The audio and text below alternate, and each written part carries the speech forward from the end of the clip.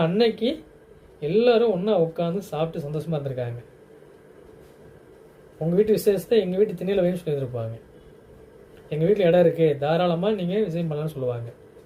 சின்ன வீடாக இருக்கும், பொண்ணு பார்க்க வந்திருக்காங்க அப்படின்னு எங்கள் வீட்டுக்கு வாங்க, எங்கள் வீட்டில் வந்து நீ மாப்பிள்ளை விட வர சொல்லுங்கள் பார்க்கலான்னு. அன்னைக்கு அந்த அளவுக்கு இருந்திருக்காங்க. இன்றைக்கி நம்ம அப்படி இருக்குமா? அதனால தான் அவ்வளோ ஒற்றுமை இருந்திருக்குது. எல்லோரும் அண்ணன் தம்பியாக பழகிருக்காங்க, அவ்வளோ சந்தோஷமாக வாழ்ந்துருக்குறாங்க, உதவி பண்ணி இருக்காங்க. ஏன்னா நம்ம எல்லாருமே ஏதோ ஒரு ஊரை விட்டு ஊருக்கு தான் பிழைக்க வந்திருப்போம். இன்னைக்கு அப்படி இருக்கப்ப நம்ம உறவினர்கள் வந்து சேர்றபடி நம்மளுக்கு நண்பர்கள் தான் நம்மளை வந்து சப்போர்ட் பண்ணுவாங்க.